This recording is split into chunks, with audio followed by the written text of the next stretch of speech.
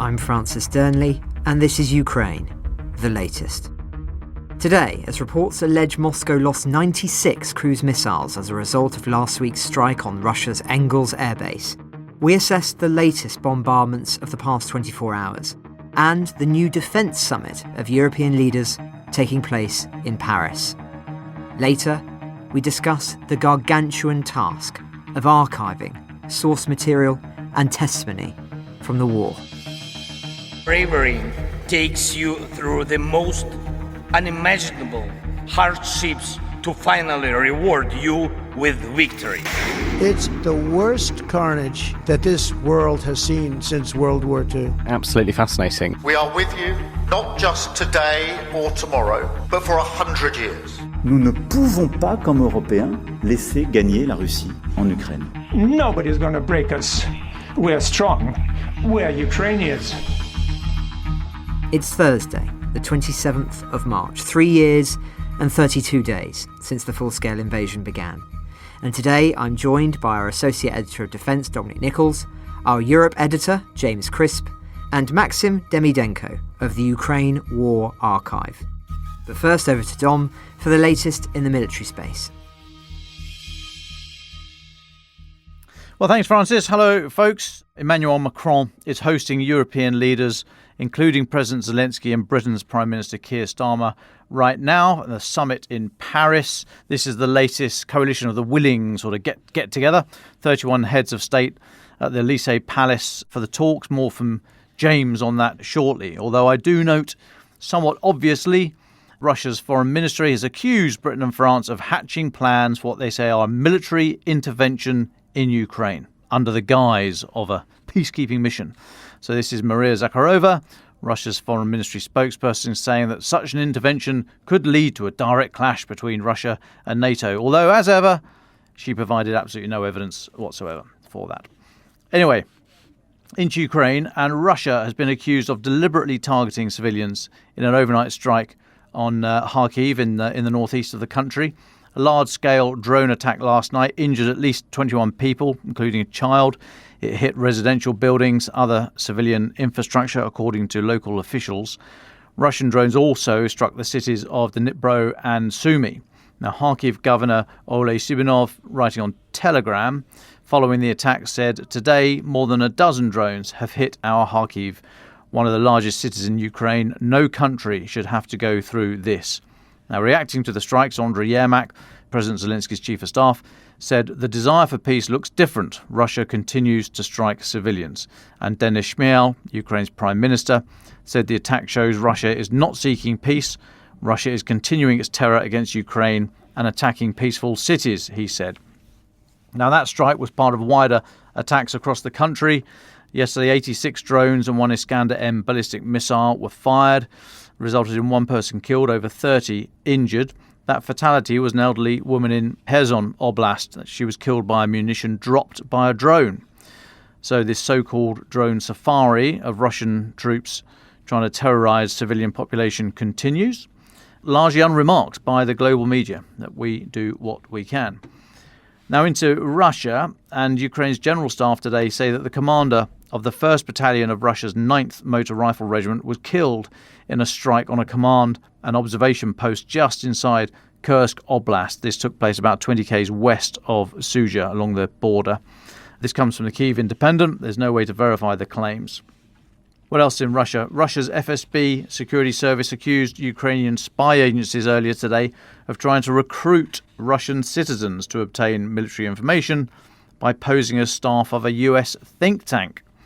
Now, in a statement, the state news agency RIA said the FSB has received information about representatives of the Ukrainian special services using the cover of the influential American RAND Corporation for recruiting activities in the territory of the Russian Federation and obtaining limited information about the Russian Federation's special military operation in Ukraine. Now, RAND is already banned in Russia, said to be one of a number of undesirable organizations. There's no comment from either Ukraine or RAND at the moment. Now then, that strike last week on the Engels 2 air base, Ukraine's military today say that Russia lost 96 air-launched cruise missiles in the blast.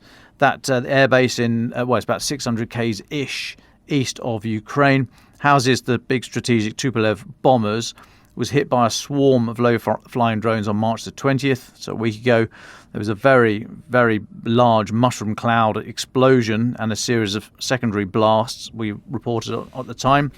Ukraine's general staff today have said updated information indicates that the enemy lost 96 air-launched cruise missiles as a result of the strike by the Ukrainian defences on the Russian Aerospace Forces airbase Engels 2, including due to secondary detonations. What else? Responding to those mismatched so-called Black Sea deals that we were talking about yesterday, President Zelensky has said that Ukraine controls the situation in the Black Sea. He argues that Russia's fleet has been sunk or hidden. So speaking last night to Eurovision News, he said they have not controlled, this is Russia, they have not controlled the corridor in the Black Sea for a long time. We are fighting for it because it is a step towards ending the war. We control the situation in the Black Sea. Their Black Sea fleet was either sunk or is hidden. That's what is happening today. That's why Russia has focused so much on the Black Sea as part of any kind of deal. Now, Mr. Zelensky said that Moscow will not be allowed to use the truce to seize control of the grain corridor. He finished his statement saying, "We were generally ready for a complete ceasefire. They just want to jump in and take control of the grain corridor, but they will not succeed." Next news from Russia. Russia has handed over 5 children to Ukraine after mediation by Qatar. This comes from Russian media today. Russian Presidential Commissioner for Children's Rights, Maria Lvova-Belova, told reporters that 5 children, 2 girls and 3 boys aged 11 to 17, will be reunited with their relatives in Ukraine, those relatives mostly being their parents. Okay, I paused there. When I saw this reporting, it's like it's happening in a pristine white void. We arrive at the returning the children home bit, having skated across how these children happened to be in Russia in the first place. If their removal had been a terrible consequence of the chaos of war, why did it need mediation by Qatar to return them home? Why has it taken so long? And while it's very nice of the laughably titled Children's Rights Commissioner, Maria Lvova-Belova, to return them to their parents, we are supposed to think with this framing that what? Their parents had just misplaced them? They'd forgotten they had children? It's all reported in a passive voice. Too much reporting in a passive voice. And if you think I'm making too much of it, this whole passive white void framing of the narrative, look at comments today by Stefan Dujarric, who's the spokesperson for the United Nations Secretary General Antonio Guterres. Mr. Dujarric said, "Our colleagues in Ukraine tell us that today an interagency convoy delivered vital aid to one of the most affected communities in the Donetsk region. This is the 4th convoy to frontline communities in the region this year. Humanitarians brought in 6 metric tons of medical, hygiene and other critical supplies, including those for older people, to help some 1,500 residents remaining in the community of Konstantinivka. Local residents there face daily shelling. Homes and critical civilian infrastructure have been damaged, and electricity, water and the gas supply have been disrupted." To which I say, well, how did this happen? By whom, Mr. Dujarric? This daily shelling faced by local residents, did it just materialise out of thin air? Now, I really wish your boss, Mr. Dujarric, would say something about this and attribute where these shells are coming from. Who's doing this fighting? Who's taking these children? How do they just appear in Russia? It's all such a passive voice. But you won't get that from us. Okay, a couple more for me, Francis. Defence journalists here in London. We managed to get some time yesterday with John Healey, Britain's Defence Secretary. Now, most of the chat was about an extra £2.2 billion made available for the Ministry of Defence yesterday by the Chancellor in her spring statement. But there was an opportunity. Mr. Healey was asked whether the government was holding back criticism of Donald Trump and his administration in order to avoid tariffs. And John Healey said, no. The thing about being close allies and good friends is that if you've got concerns or challenges, you raise them, but you don't do so in public. I hope what you've seen from the British government during this period is a calmness, a constructiveness, and an ability to bring the Ukrainians and Americans together again on the same page to play our part in a process that President Trump is leading and has created the opportunity for, which is to secure, as he has pledged to do, a durable peace in Ukraine, and we're working to that. So I thought it was an interesting comment there from John Healey responding to mild criticism that the Brits haven't taken any of these concerns to the administration over some of the recent comments. But that's us up to date, Francis. Well, thanks very much, Dom. Now, just before we go to James, we spoke in detail yesterday, of course, about the fallout from the Signal Security Chat group leak story. Bit of a mouthful. I know you've, Dom, been making some inquiries from here in the UK related to this. What have you dug up, just briefly? Yeah, sure. The Signal Chat group, US Defence Secretary Pete Hegseth and a load of other officials talking about the strikes on the Houthis in Yemen on Saturday, March 15th, so a couple of weeks ago. This was a story broken by The Atlantic, you'll remember. So I've been looking into it this morning, speaking to MOD. This is after I saw information from Greg Bagwell, who was a former very senior Royal Air Force officer, and I followed it up. And it looks like there was British involvement here. So on March the 15th, you've got the USS Harry S. Truman, big Nimitz-class aircraft carrier, from which flew F-18s to go and bomb Yemen. There were other aircraft from the ship that were doing patrols to protect the aircraft carrier. And those aircraft, the ones just doing the protection of the aircraft carrier, they were refueled by Royal Air Force Voyager tankers that had been flown out of Cyprus. Now, this was all on the day, on March the 15th, so that day when Pete Hegseth was on Signal detailing timings of the strikes on a non-accredited platform, don't forget. So not only were the lives of US servicemen and women potentially put at risk by this security breach, but also lives of freeloading Brits. We were an integral part of that operation. I thought that was quite an interesting development today, Francis. Thought I'd mention that. Certainly is, Dom. Thanks for that. Well, let's go to our Europe editor, James Crisp, now, who is covering that Paris summit for The Telegraph. James, welcome back. In yesterday's episode, I did a deep dive into the question of what Europe can do when the US withdraws its support, looking at certain economic and defence measures. Both of these, we understand, are being discussed today. But what are you hearing out of the summit? What are the fault lines at the moment? Welcome back. Thank you, Francis. Well, look, we've got this summit happening today, and there's basically three elements at play. Now, the first of the discussions over the coalition of the willing nations and this possible European peacekeeping force. So it's the British-led idea, Franco-British-led idea. And as you would imagine, there are some countries who are up for this, and there are others, like Italy, like Slovakia, who most certainly are not. Poland, also not so keen. But then we have, how exactly will it work? Could the UN play a role in a peacekeeping force? All of that is being discussed in what is essentially kind of a stock take, really. Part of this is about making sure that EU and non-EU allies are talking to each other, because obviously the EU has its own summits, but there isn't quite the same format for non-EU countries to talk to each other. So there's a continuation of that, and it is a controversial subject. Now, the second aspect of this, which I think is extremely interesting, is Donald Trump's promise to Russia to lift international sanctions on the Kremlin in return for this somewhat underwhelming Black Sea truce. Now, the fact is that just simply isn't in the US president's gift, right? A lot of these sanctions, most of the sanctions that Russia was talking about, sanctions which were imposed by the EU. And the UK has been basically in lockstep, imposing mirror versions of those sanctions basically since the invasion of Ukraine.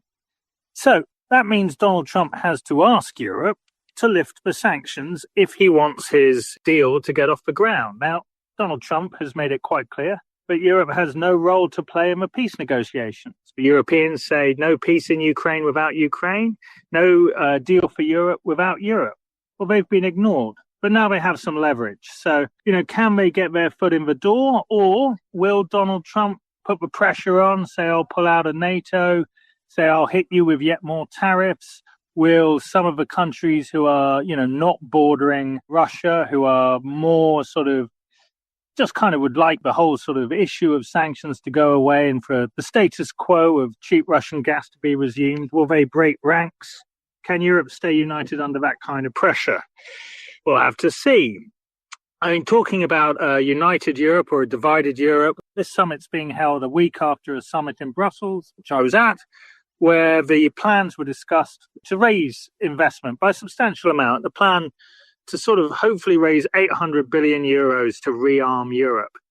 But as ever, these plans have come into a little bit of a sticky patch. I mean, there are those countries who don't want to be given loans to buy weapons. They want to be given grants to buy weapons, and that's unacceptable to some other countries. I think what's particularly interesting is there's one facility, a 150 billion euro facility, to give member states loans to buy weapons. Now, the UK was kind of, I think, expecting to be part of that program. We're obviously not part of the EU, but, we have to rearm Europe, all hands to the pump, so to speak. But as it turned out, the UK can only have 35%, basically 65% of those loans have to be spent on European, Ukrainian or Norwegian weapons. The other 35% is open to Britain, to the US, to Canada, to Turkey. Now, we can get classified as European, the Commission has since said, if we sign a UK-EU defence pact. Now, Keir Starmer wants that pact. That's been in the works for quite a long time. The only issue is that now is the moment where I heard in Brussels last week that the French are beginning to say, well, of course, that pact, no problem. Relations have so much improved since the bad old days of Brexit. But there is the issue of EU access to British fishing waters. The Brexit deal, which was signed at the end of 2020, Christmas Eve, when Boris Johnson sort of threw British fishermen under the bus, that's going to expire next year. And the French, and they're not alone on this, are saying, well, of course we want this security pact, but we need to make sure that the deal on fish is done first. So, things are changing, but some things stay the same. Thank you very much, James. I mean, I think you've spoken to two critical elements there, which is something we were talking about in yesterday's podcast. At the end of the day, certain calculations will depend on decisions being made in the United States about how much pressure ultimately they are willing to put on Europe. That's an unknown element. And indeed, the ideological elements that are playing out in Europe at the moment. We just don't know how far and how much pressure, say, the French will want to apply here, or when push comes to shove, actually, it's just an attempt to get a little bit more of a better deal, but they do hope to find a way forward. We just don't know. Just speaking of some of those tensions in Europe, James, you've also written two stories this week, fascinating. The first is that Brussels, on the one hand, is warning some countries that it should be thinking about stockpiling food in the medium term in case of a full-scale invasion of Europe. I mean, a pretty staggering headline, right? And it speaks volumes of the fact that this isn't being talked about more widely. But on the other hand, you've got leaders like Meloni, who seems to be dragging her feet somewhat. I mean, how do you navigate this, James? How do you explain just such differing interpretations of the precariousness of the moment? Well, look, I mean, the thing I'd say about the stockpiling, the 72 hours worth of food and water, look, that isn't solely about the risk of invasion. I mean, that is among the risks that are listed. You have to remember that Europe's had, unprecedented extreme weather events recently, climate change, flooding, wildfires. So those are all sort of part of that mix. But, the timing of the announcement, the timing of a new preparedness strategy, I think was striking.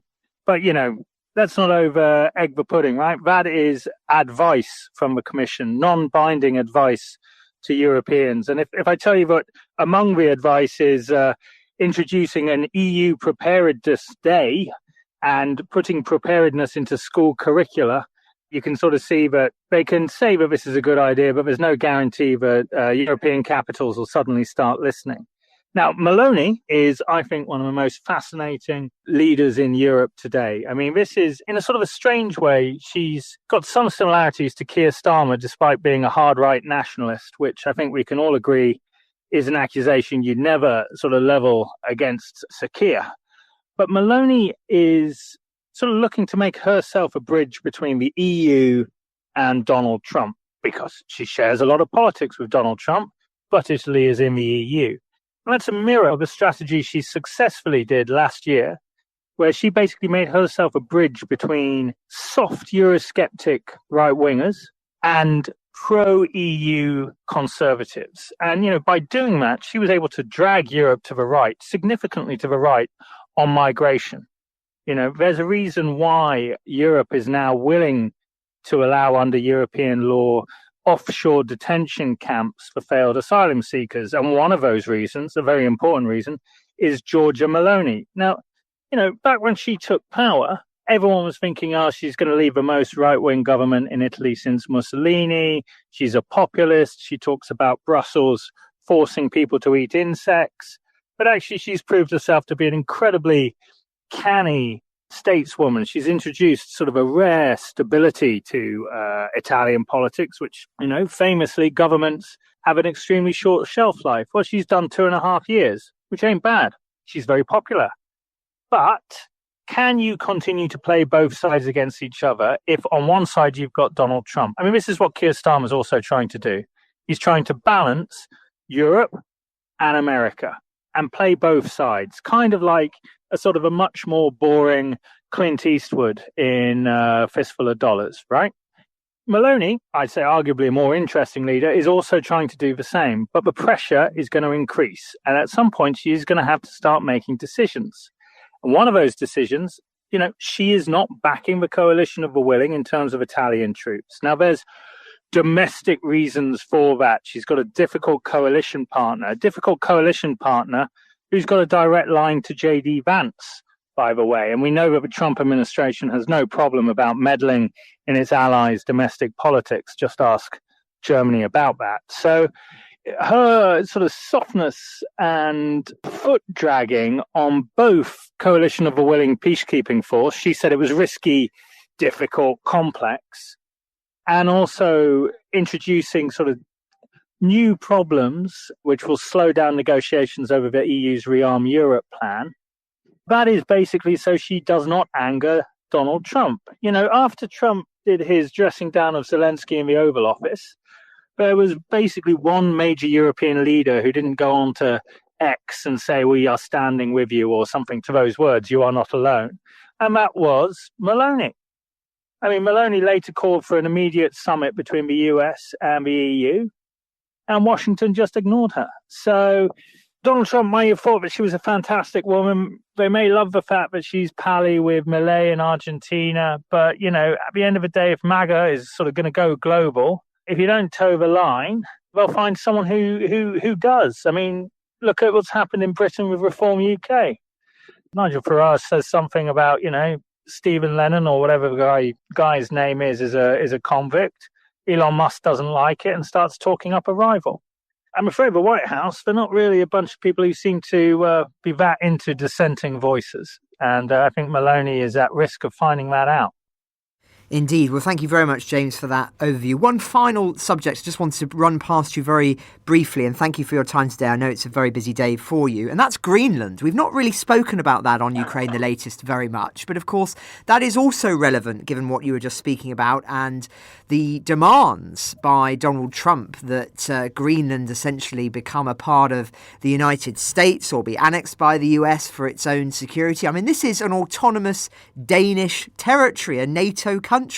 What are Europeans saying about this issue, James, and how might that also play into these conversations? I can sum it up sort of diplomatically. They are unimpressed. I think Antonio Costa, who's the European Council president, was asked about this at an event in Brussels recently, and he said, look, the people of Greenland have a right to self-determination. Okay, they're semi-autonomous, they're Danish-owned, but they have a right to declare independence from Denmark when they want to. In fact, all of the major political parties there want independence. They're just divided on how long it takes. So, okay, that's the situation. There's no party saying, oh, we want to be part of the United States. The fact is that if you start talking about removing people's right to self-determination and the territorial integrity of other nations like Denmark, if people let that slide and if people don't challenge it, Costa said, then, you get into a Wild West situation where basically you have chaos, where the international rules-based order introduced after the Second World War sort of falls apart. Now, the fact is there is a military base already on Greenland, right? You could put some more NATO troops there, right? That should allay the national security concerns that America says it has about, the Arctic region, where you have Russia and China sort of competing for influence there. As the ice melts, there'll be new waterways for shipping, new resources being discovered. So fine. But does that mean that 57,000 Greenlanders have to suddenly start singing the Star-Spangled Banner? No, it doesn't. It is every bit as lunatic as suggesting that Canada becomes the 51st state. The Danish Prime Minister, Mette Frederiksen, okay, she's a left-wing leader, right? But on migration, she is one of the toughest leaders in Europe. She should actually have quite a lot in common with Donald Trump. She approaches migration from a point of view that it makes life harder for the workers because it damages the welfare state, the Scandinavian model. But the stuff that she's introduced is super, super tough. At one point they had a law where refugees had to hand over any jewelry they had on arrival, which would then go towards the cost of their accommodation. It was called the wedding ring law. They pushed European law to the absolute sort of limit on migration. So Donald Trump could have someone, with at least some sort of sympathy for his ideas there if he could have left this dream of annexing Greenland alone. But there we go. Fascinating. Well, thank you very much, James. As I say, we'll link to your pieces on these topics in the show notes, and I know you'll be writing about the Paris summit later on as well. So look forward to reading that and having you on again very soon. Now, in the past week or so, there has been a renewed focus on the precious nature of testimony, given the speculation that the Trump administration may have deleted source material relating to the tens of thousands of kidnapped children.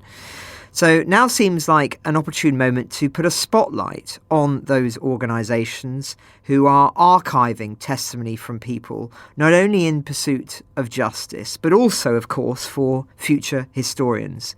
So let's turn now to our guest today, Maksym Demydenko of the Ukraine War Archive. Maksym, welcome. First off, can you just tell us about the archive? What's its origin story and what's its mission? Hi Francis, hi Dom. Basically our work starts with understanding that this is so far the most documented war in the human history. However, this unprecedented scale of documentation also presents a challenge.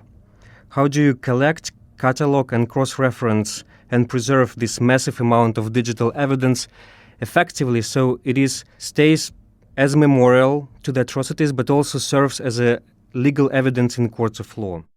Ukraine War Archive started in March 2022 as our immediate response to the invasion when we saw many of our documenting filmmakers, friends, some of them joining Ukrainian army and others went to the front line to document war as it was happening in the first days. There was a moment when I got access to an FTP server in the first days of war with huge amount of different folders with bare names like new 35, new with 5 exclamation marks. There was no order, no system, no way to ensure that this precious documentation wouldn't be lost forever in chaos. So as my first response was to offer help to organize the footage. After all these people who creating these records were often on the front line, risking their life. They didn't have any resources or material capacity to ensure the evidence was sorted and secure. Some days later, I heard that in Sumy, a building containing a local server from the media station was bombarded, leading to the loss of the entire database of content. And when the Azov Brigade had to surrender to the Russian military, huge amount of evidence from the Mariupol battle documentation was lost as well. So it was starting to be clear that there is a problem that needs to be addressing. We understood that preserving this material wasn't just about storage, it was about safeguarding the history. A few days later, my longtime friend Roman Bondarchuk, Ukrainian film director of DocuDays, Human Rights International Documentary Film Festival called me, and we discussed the idea of creating, at that time we called it Encyclopedia of War, where people could submit their own materials and story so we can safeguard it safely. Did some research on the existing platform, and after some time we understood that something custom built and secure but also flexible needs to be built where we could have a full control of. That's actually how the Ukraine War Archive began in the first place. Now we have more than 150 Ukrainian organizations and initiatives which are contributing data to the Ukraine War Archive. We have more than 280 terabytes of materials. We're aggregating a lot of open source data from about 4,000 channels, and it's about 26 million files which needs to be processed and preserved. And the Ukraine War Archive stays on 3 pillars. To preserve, so we systematically collect and verify and secure documentation of the war, creating a historical record that should not and cannot be erased or distorted. Using a methodology aligned with international standards like Berkeley Protocol, this comprehensive archive stands also for us as an act of resistance in the age of disinformation and a model example for civil society coming together to defend democratic values.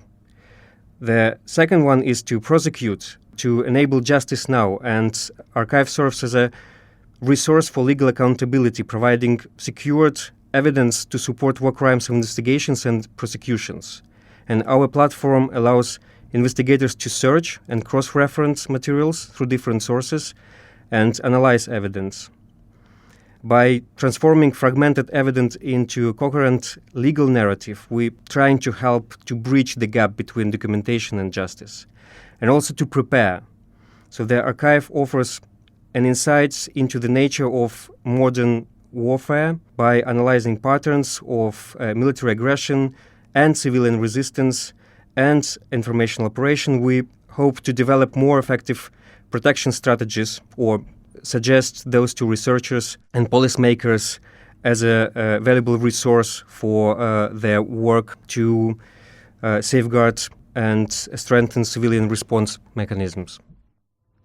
Well, thank you very much, Maksym, for that overview. And I should just stress for listeners that on your website, it really is very cutting edge in the sense that people can just upload material then and there. That this is not the impenetrable world that those of us who've spent time in archives are used to, where everything is on very, very complicated platforms. A lot of it, of course, is on shelving. It takes you hours to find things. This is a really novel and clearly the future way in which wars and other historical subjects will be collating this data. And I wonder if I could just talk a little bit more about that and the differing nature of the material that you're acquiring, say, compared to other historical archives, which, as I say, would quite often be text-based, whether it be in emails or indeed in print formats. This is often dealing with video clips. As you say, it's dealing with email chains. What are the unique challenges of those kinds of source material? How do you even start verifying the material that you're receiving? It must be a huge undertaking. So first of all, as I mentioned, this is a collaborative project. So the main source of data is coming as a contribution from our partnership organizations, which include Ukrainian media organizations, Suspilne, Hromadske. We work a lot with Ukrainian regional media across the front line in Kherson, in Mykolaiv, and Lugansk and Donetsk Oblast. And we work with different human rights organizations which are documenting testimonies using their methodologies and then providing those materials to us where we can combine them and connect across different incidents in the archive. So in a way, a big part of the documenting work and verification process actually lies on our partners. And Maksym, of course, we've been speaking recently, and I mentioned it at the start, this story, terrible story out of the United States that potentially testimony relating to kidnapped children has been deleted as part of the shutting down of various of those programs investigating war crimes. How do you, as somebody involved in archiving precious, unique material, react to stories like that, and more broadly to the idea of valuable testimony, valuable material being lost for the future? This is absolutely unprecedented story, the one which we heard about. As I understand, so far it is not finally confirmed that the data is completely deleted, but still it brings a huge issue and shows the vulnerability of such a case, and also makes our work more crucial in terms of preservation of the data which we collected so far, and also brings the question of the independency of the institutions and organizations that collect and holds such a precious information, considering that governmental views or policies might change over time and we cannot predict the future. At first place brings us into the thinking of our future, how we develop our sustainability and independence, and also how we can now act in a way of helping those organizations which are at risk of losing data. And we're starting to do some work on that, suggesting them further way of collaboration with us and using the archive as a at least secondary or backup place, also with understanding that sometimes there are some legal limitations for this type of collaboration, but still it seems to be possible and important. Absolutely. And well, let's just think in a more optimistic frame of mind and imagine that the war does end and we're approaching this archival material in, say, 10 years, 20 years, 50 years' time. What would be your dream for the archive, in the sense of how would you want this to be searchable? How would you want researchers, historians, concerned citizens to be able to use this vast library of resource in a way that would be conducive to justice and conducive to the production of history? Because given the vast swathes of material we're talking about here, it has to be searchable, doesn't it? It has to be recorded in a way that everybody can easily find the material. I just wonder if you can lay out your long-term vision for this kind of material. At the moment, the Ukraine War Archive is not a public repository. So we work with many organizations and researchers which using the archive, but it's not publicly accessible, and it's a very limited amount of organizations and people who can have access to the archive now due to the sensitivity of the data and different security risks. But in the future, our plan is to make archive sustainable forever. So in 10, 50, 100, 20 years, it should remain. So now we're building up a relationship with different universities which would be interested in supporting archive long term. And we see that these stories hold an immense value, not only for pursuit of justice, which is important, but also as a collective memory for future healing of nation. And preserving these human stories which we are collecting ensures that the emotional and lived realities of war are not lost among the broader narratives. Our vision is to transform the Ukraine War Archive into a digital museum that will honor the truth and combat disinformation, and also where in time Ukrainians can deposit our trauma and move on.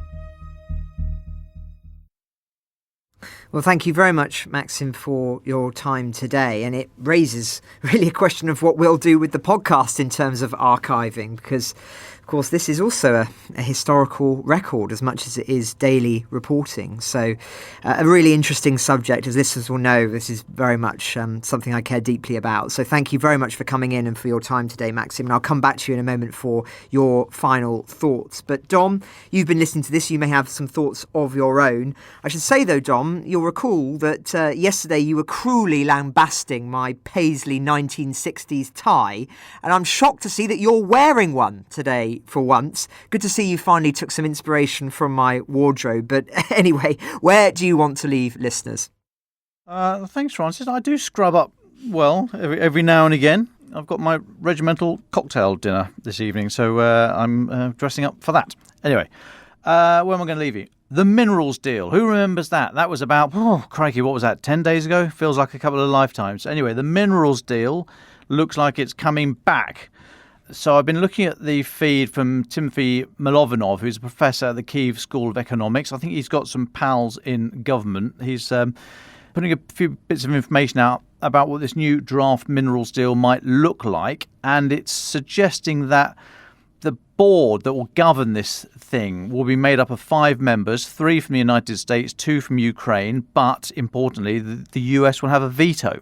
If one of the Americans do not agree with the direction of travel that the board want to go in, or any investments made, then it won't happen. So that's the makeup of the board. Then in terms of where the money goes, now the US is saying that they've already paid $100 billion, big B billion dollars to Ukraine. That's the figure they put on the support for Ukraine. So they want to get that full, as they say, full contribution back, their words, contribution, the full contribution back plus 4% interest before any profit goes to Ukraine. So that's, it sounds like something out of The Apprentice, and hey, wonder where that comes from. The US is going to get first dibs on anything that is extracted before being offered to Ukraine, and all of this without any security guarantees, no defense clause whatsoever. So, yes, an extractive approach to an extractive industry by the sound of it, but that looks like the draft proposal. Keep an eye on, I'd say, Timothy Milovanov's feed. He seems pretty close to it. But yes, looks like we're going back into all that negotiation over the minerals deal, Francis. Thank you. I'm going to go and get dressed now. Interesting. Well, thanks very much, Dom. And I say we've got another piece of breaking news as well. James Crisp has just messaged me. He said that Starmer has just said that now is not the time to lift sanctions. So he has picked Europe over Trump in that debate that's playing out, with UK trying to position itself a bit like Giorgia Meloni of Italy in between America and Europe. But he's also opted for Europe. Not necessarily a surprise, but nonetheless quite an important intervention potentially. But Maksym, you're our guest today. Of course, we'll have a link in the show notes to those who want to learn more about the archive. But where do you want to leave everybody? I have mixed feeling of pride what the archive has achieved over the last 3 years, but also an urgency. And although our team accomplished lots in this time, we understand that our work is far from over. Russia's invasion continues, and with it, the need to document and preserve and protect the truth grows every day. We're still asking ourselves, how can we help to make our work more effective? If there are any listeners who resonate to this, we open for more partnerships that can contribute their materials to their archive, who would want to work on the advocacy projects to amplify their stories or the stories we preserve. There are countless ways to contribute. I hope that together we can ensure that truth prevails over propaganda and justice triumphs over impunity. Thank you. Ukraine the Latest is an original podcast from The Telegraph, created by David Nicholls. To support our work and to stay on top of all of our Ukraine news, analysis and dispatches from the ground, please subscribe to The Telegraph. You can get 1 month free, then 2 months for just £1 at www.telegraph.co.uk/Ukraine the Latest. Deploying cutting-edge technology, we also release Ukrainian and Russian versions of this podcast. These translations retain our voices and delivery so that it can reach listeners in every region of Ukraine and in those parts of Eastern Europe where Russian is still widely spoken. Links to those can be found in the podcast description to this episode. We regularly have a Ukraine live blog on our website where you can follow updates as they come in throughout the day, including insights from regular contributors to this podcast. We also do the same for other breaking international stories. If you appreciated this podcast, please consider following Ukraine the Latest on your preferred podcast app and leave us a review, as it really helps others find the show. Please also share it with those who may not be aware we exist. You can listen to this conversation live at 1 p.m. London time each weekday on X Spaces. Follow The Telegraph on X, formerly known as Twitter, so that you don't miss it. You can also get in touch directly to ask questions or give comments by emailing ukrainepod@telegraph.co.uk. We do continue to read every message. You can also contact us directly on X. You can find our handles in the description for this episode. As ever, we are especially interested to hear where you're listening from around the world. Ukraine the Latest was today produced by Phil Atkins. Executive producers are Francis Dearnley, Louisa Wells, and David Nicholls.